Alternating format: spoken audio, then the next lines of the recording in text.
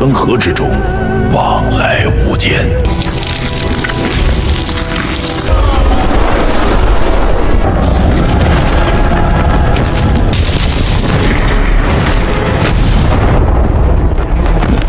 Balik maning bersama SB Movie. Di musim penghujan ini yang hawanya atis dan pengen kelon bae, SB Movie akan menyuguhkan sebuah alur cerita film yang anget-anget baru saja dirilis tahun 2025 berjudul The Savior of the World. Film ini mengisahkan tentang perjuangan para pendekar sakti yang berusaha mencegah munculnya Raja Iblis. Hingga mereka mengorbankan dirinya demi terciptanya sebuah pedang sakti legendaris yang mampu membinasakan Raja Iblis.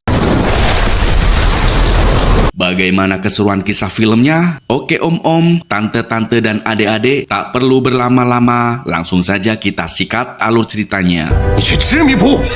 Film dibuka di sebuah lembah rahasia, di mana tempat tersebut terdapat tempahan sebuah pedang sakti, dan kita melihat dua orang guru dan muridnya sedang berdialog. Sang guru mengatakan bahwa akan muncul Raja Iblis ke dunia. Sang guru pun menjelaskan bahwa munculnya iblis kali ini akan lebih banyak memakan korban jiwa.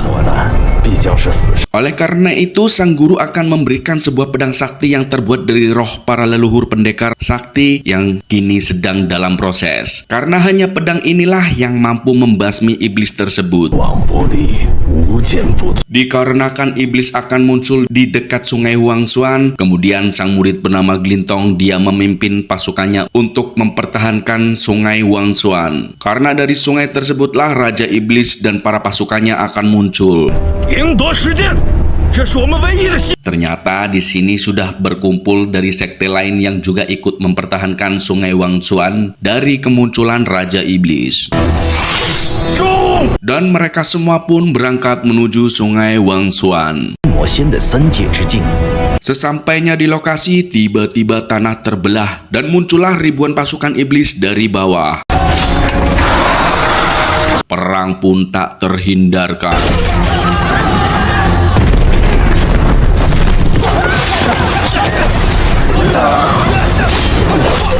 Di tengah-tengah peperangan, tiba-tiba pedang sakti muncul dari langit. Ternyata pedang tersebut sudah selesai. Dan Glintong pun langsung menghunuskan pedang sakti tersebut ke tanah yang membuat pasukan iblis binasa. Tak lama Raja Iblis raksasa pun muncul. Mengetahui wujud Raja Iblis belum sempurna, Glintong pun langsung menusuk mata iblis tersebut. Namun usahanya gagal dan Glintong pun terlempar. Lalu istri Glintong yang ikut berjuang, dia langsung melompat dan lanjut menancapkan pedang sakti yang masih menempel di mata Raja Iblis. Dan Raja Iblis pun berhasil tumbang. Namun ternyata roh Raja Iblis itu telah merasuk ke janin istri Glintong. Beberapa bulan kemudian istri Glintong pun melahirkan seorang anak laki-laki dan diberi nama Wang Zuanzi. Namun naasnya tak lama istri Glintong pun meninggal.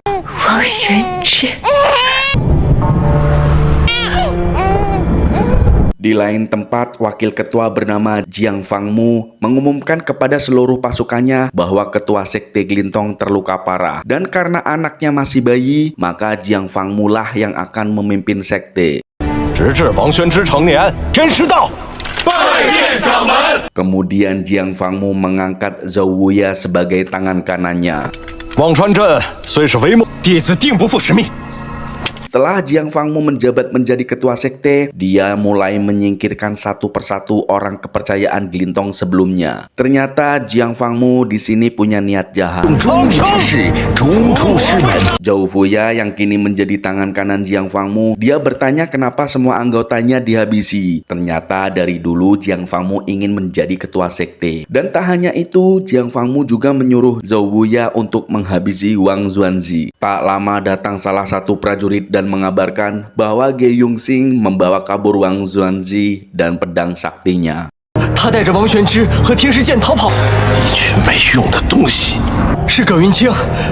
20 tahun kemudian, dan Xuanzi pun kini tumbuh dewasa. Selama 20 tahun, Ge Yongxing bersembunyi untuk melindungi keturunan Gelintong satu-satunya, yaitu Xuanzi. Dan sebelum Ge Yongxing tewas, dia memanggil orang kepercayaannya, yaitu Zhu Chong dan Ling Er, lalu memberitahu kepada keduanya bahwa mereka harus menjaga Xuanzi karena di dalam tubuhnya terdapat Raja Iblis. Dan apabila iblis itu telah menyatu dengan jantungnya, maka akan bangkit kembali sang Raja Iblis. Satu-satunya cara untuk mengurung iblis tersebut adalah mereka harus menemukan buku langit atau buku surgawi yang berada di lembah hantu. Dan ketika Xuanzi sedang berlatih, tiba-tiba Zhu Chong memanggil dan menunjukkan sebuah peta bahwa lembah hantu sudah dekat, hanya melewati gunung dan menyusuri sungai. Lalu mereka bertiga pun mulai perjalanan mencari buku langit.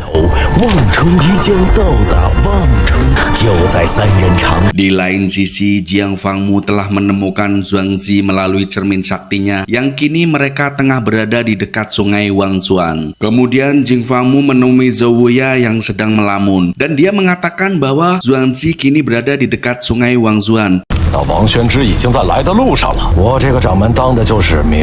Zhou Wuya lalu dengan sigap dia mengatakan akan menghabisinya sebelum mereka menyeberang sungai. Namun Jiang Fangmu mengatakan bahwa Zhou Wuya tidak akan mampu melawannya karena sekarang Xuanzi memegang pedang saktinya, dan Zhou Wuya bisa melawannya jika dia mampu mendapatkan kekuatan roh ribuan tahun yang terkurung di dalam lukisan sakti. Awalnya Zhou Wuya menolak karena ilmu itu terlarang dan butuh korban ratusan nyawa untuk membangkitkan ilmu tersebut. Lalu Jiang Fangmu mengatakan untuk mendapatkan kekuatan Yin dan Yang memang harus mengorbankan banyak nyawa. Jiang Fangmu juga berjanji setelah menghabisi Xuanzi dan mendapatkan pedang saktinya, maka Zhou Wuya akan diangkat menjadi wakil ketua sekte. Sementara itu di tempat lain, Xuanzi, Zhu Chong, dan Ling Er setelah melewati sungai Wangsuan, dia masuk ke sebuah desa yang sangat aneh, di mana semua orang di sana sudah menjadi hantu. Tiba-tiba dada Xuanzi terasa sakit dan ternyata jiwa iblis mulai menjalar ke jantung. Kemudian mereka pun segera mencari tempat penginapan. Saat masuk ke sebuah penginapan, mereka melihat sosok wanita cantik sedang bermain kecapi, dan dia adalah pemilik penginapan tersebut. Wanita itu bernama Nona Li. Setelah Zhu Chong menanyakan kamar untuk menginap, Nona Li pun mengantar Xuanzi dan Ling Er. Sementara Zhu Chong yang lapar, dia menunggu di bawah untuk makan. Kemudian Ling Er yang penasaran dengan lagu sedih yang Nona Li mainkan, dia pun menanyakan judul lagunya. Lalu Nona Li menjawab, lagu itu berasal dari sungai Wangsuan, mengisahkan sosok pengangkut arwah di sungai Wangsuan, dan jika seorang ingin bertemu dengan pengangkut arwah, dia harus memiliki benda yang selama ini pengangkut arwah cari. Setelah mengantar Nona Li bertemu Zhou Wuya, dan Nona Li pun mengatakan kalau dia sudah menepati apa yang diperintahnya. Namun Zhou Wuya masih meminta Nona Li untuk membawa ketiga orang itu ke istana bawah tanah di dermaga sungai Wangsuan. Karena Nona Li takut, dia pun menurutinya. Kemudian di saat semua tertidur, Ling Er yang sedang memandangi giok pemberian ayahnya, dia juga ketiduran. Tak lama muncul sosok pria berjubah hitam mendekati Ling Er dan mengeluarkan giok yang sama. Xuanzi yang terbangun, dia pun langsung teriak, "Weh, sopo kowe?" Dan sosok berjubah pun langsung lari menembus dinding seperti ninja Hattori. Xuanzi pun mengejarnya hingga masuk ke kamar Nona Li. Tak lama Ling Er dan Zhuang dan Zhu Chong datang. Mereka semua bingung kenapa pria berjubah bisa menghilang.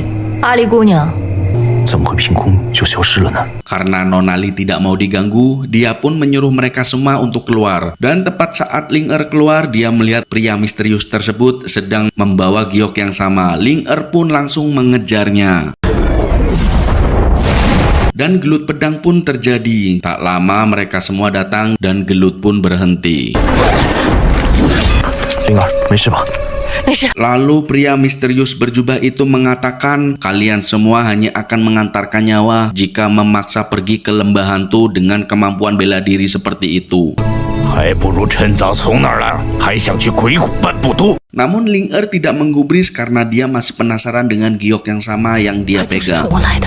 我就告诉你，灵儿， Kemudian pria berjubah itu menantang Ling Er untuk bertarung. Jika Ling Er bisa menang, maka pria misterius akan membuka topengnya. Gak pakai lama, gelut pun terjadi lagi.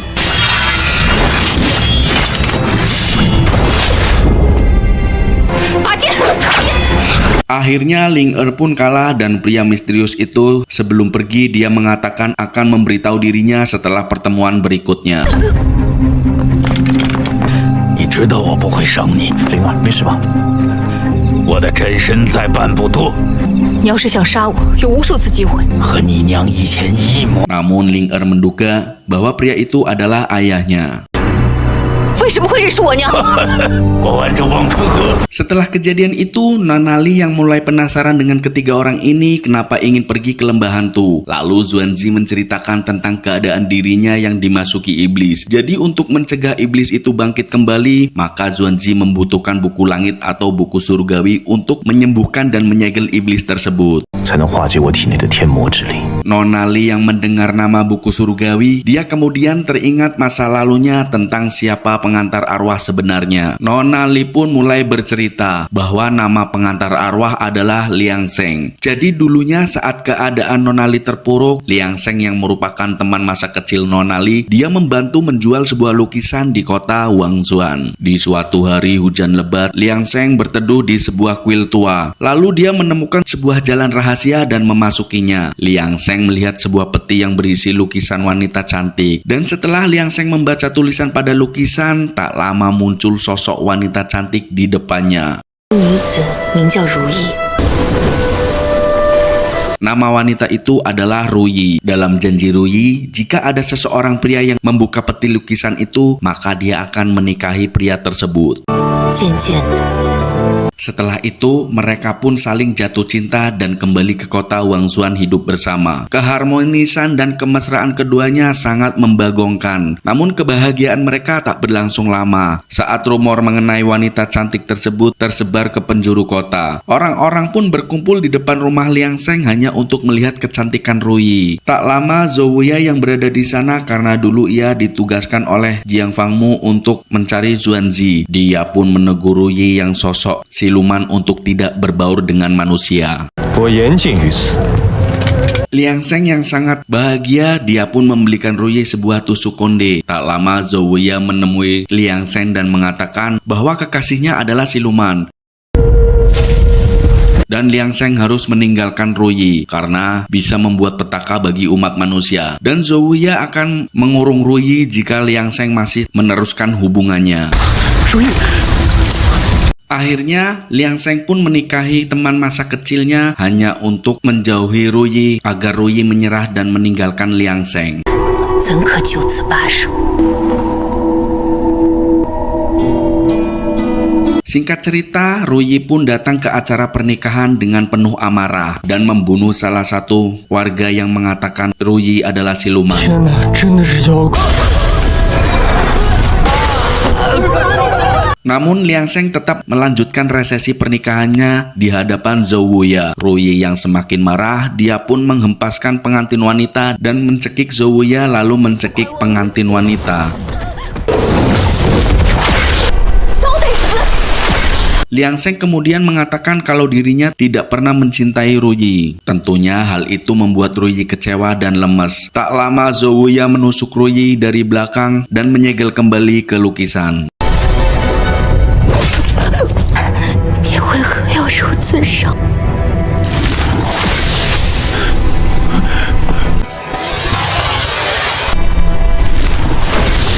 Ternyata Zhouya berdusta kalau dia tidak akan menyegel Ruyi ke dalam lukisan. Zhouya juga membunuh Liang Sheng dan menyembunyikan lukisan Ruyi di sebuah peti.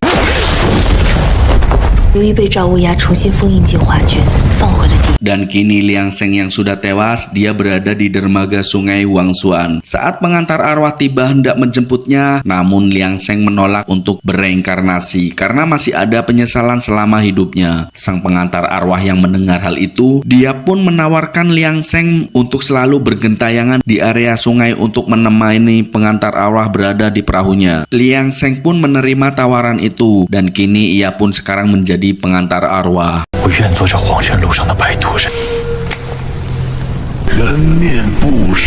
Setelah Nona Li menceritakan tentang kisah pengantar arwah, lalu Xuanzi menanyakan tempat lukisan itu disimpan. Nona Li pun memberitahu lukisan tersebut berada di istana bawah tanah.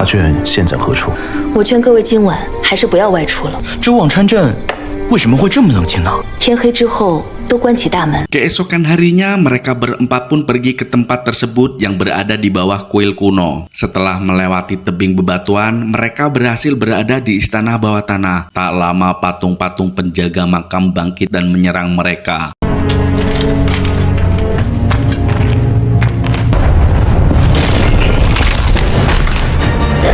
Karena patung kuno itu sangat kuat, mereka pun berlari hingga menuju jembatan yang terputus.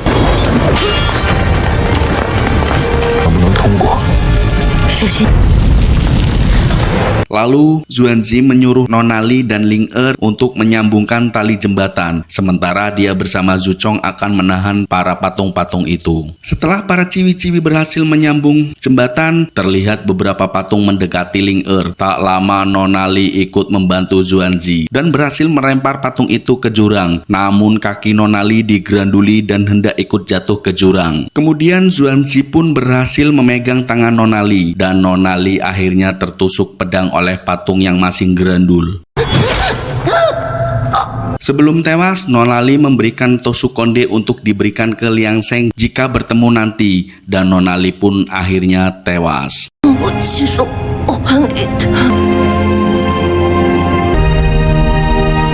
Tiba-tiba dari arah belakang ketua patung kuno menyerang Xuanzi. Mengetahui patung tersebut tidak bisa dibunuh, Xuanzi pun langsung membawa patung kuno tersebut jatuh ke jurang bersamanya. Sebelum mereka jatuh ke dasar jurang, tiba-tiba roh iblis mulai menelan jantung Xuanzi, dan seketika Xuanzi pun berubah dengan tubuh Metu Kukuse. Pedangnya pun menyala hijau, dan dengan mudah Xuanzi menghabisi para patung kuno.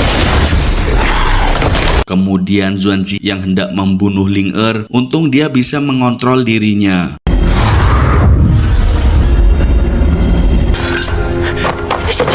Sementara itu di lain tempat, Zhou Wuya mulai mendapatkan kekuatan tambahannya dengan mengorbankan orang-orang tak bersalah dan menyerap energinya.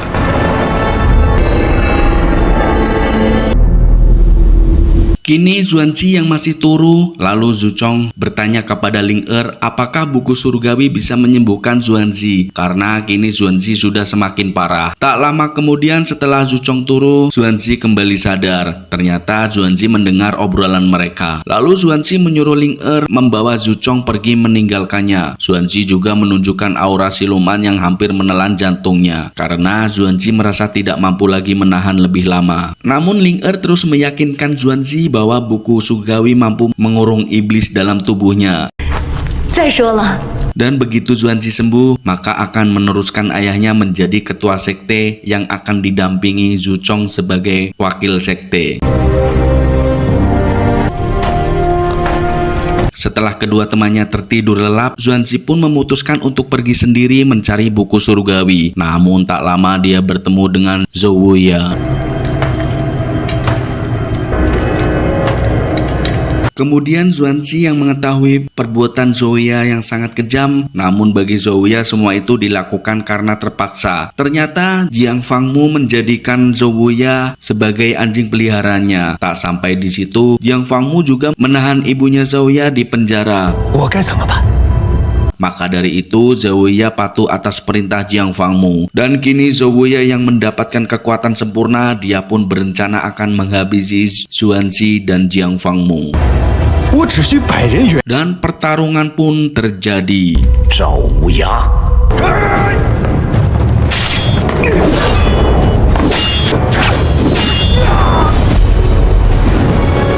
Saat Xuanzi hendak ditusuk, tiba-tiba Ling Er dan Zuchong datang menyelamatkan Xuanzi. Kemudian Xuanzi menyuruh Zuchong untuk melepaskan semua orang yang telah dikurung oleh Zhou Wuya. Sementara itu, Xuanzi dan Ling Er akan melawan Zhou Wuya. Akhirnya Xuanzi berhasil mengalahkan Zhou Wuya.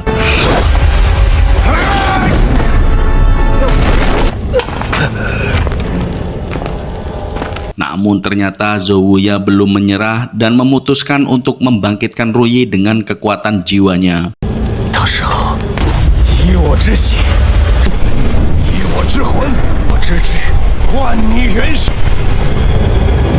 Melihat Ruyi akan bangkit, mereka bertiga mencoba menghentikan dengan menggabungkan kekuatannya. Namun kini Ruyi yang sangat kuat, akhirnya dia pun bangkit dengan kekuatannya yang lebih dahsyat.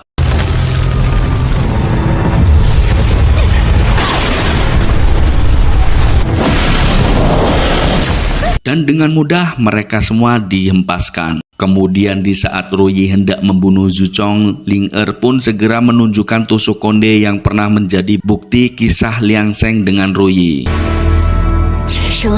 Namun karena kebencian Ruyi semakin mendalam, dia pun mengamuk. Sementara itu Ling Er segera menyerangnya. Namun usahanya diketahui Ruyi dan langsung mencekik Ling Er.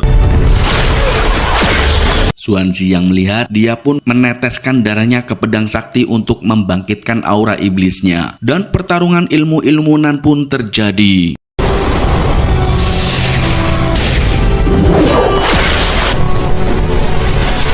Hingga tempat di sana runtuh dan membawa mereka ke dermaga Wang Xuan.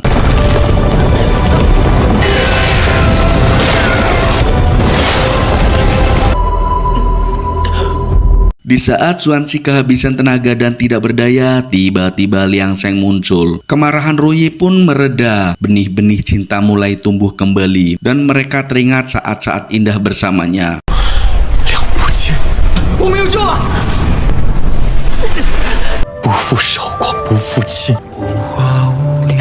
Lalu Liang Sheng pun memasangkan tusuk kondenya ke Ruyi.